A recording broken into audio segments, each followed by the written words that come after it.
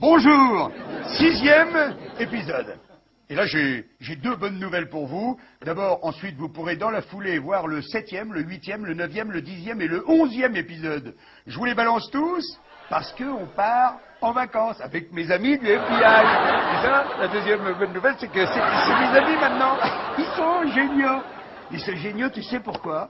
Parce que le 9 septembre dernier, j'avais dit un petit peu vite, dans l'émission de Laurent Ruquier sur Europe 1, j'avais dit, mais Al-Qaïda, Ben Laden, ils sont pas responsables des attentats du 11 septembre. C'était parler trop vite. Il faut juste dire, je trouve que cette version est très troublante. Vous aviez compris ça.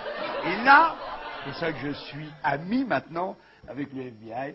C'est le FBI qui me donne raison, puisque si vous allez sur le site du FBI, vous regardez, Ben Laden, il est accusé de tout, hein, c'est l'ennemi public numéro 1, toutes catégories confondues, mais il n'est pas accusé des attentats du 11 septembre. Alors, nous on dit, quand on leur demande de leur dire, mais pourquoi il n'est pas responsable? Le FBI nous répond, parce que on n'a pas de preuves.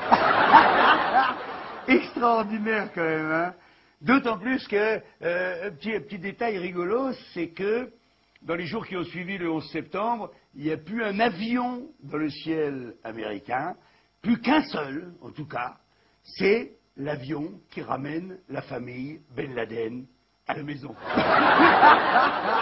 C'est drôle ou pas?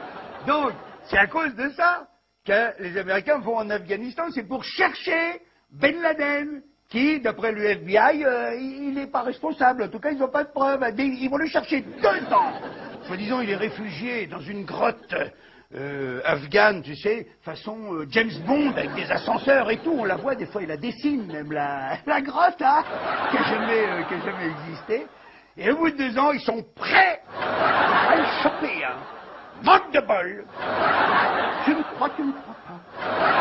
Il s'échappe avec le Mollah Omar en mobilette. Parce que les Américains ne soupçonnent pas que la mobilette afghane est très puissante, très méchante. C'est une mobilette afghane, ça mange 3 F-16 au petit déjeuner le matin. Ça roule à Mach 3. Mobilette afghane, ils ne pouvaient pas prévoir, donc hop, le v'là varé. On aurait pu en rester là, mais nous, Bush, il dit, allez, maintenant, on va en Irak. Parce que, toi, c'est là que Al-Qaïda doit se cacher, tu vois, en Irak, et les armes de destruction massive. Alors ils y vont, ils y vont pas du tout d'ailleurs, qu'est-ce que je dis? Ils y vont pas. On leur dit, non, attendez, on va d'abord aller contrôler. Et là, ils envoient une équipe pour contrôler, ils reviennent, ils disent, il n'y en a pas d'armes de destruction massive. Bush, il dit, si, on y va quand même. Et là, même Chirac, notre président de la France, hein, il a été super, hein. Il a dit non, attendez, avant d'y aller, on va au moins recontrôler encore. On envoie une deuxième équipe de spécialistes, ils reviennent, ils disent là, ça y est, on a regardé partout, c'est sûr, il n'y en a pas. Et Bush, il dit, vous êtes sûr?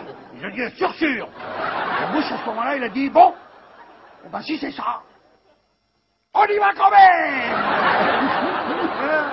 Il est génial celui-là, c'est George Bush. Alors, voilà, qu'est-ce que je veux dire? Je vous ai même passé l'épisode de la petite éprouvette de Colin Powell avec le sucre en poudre, je vous ai passé tout ça.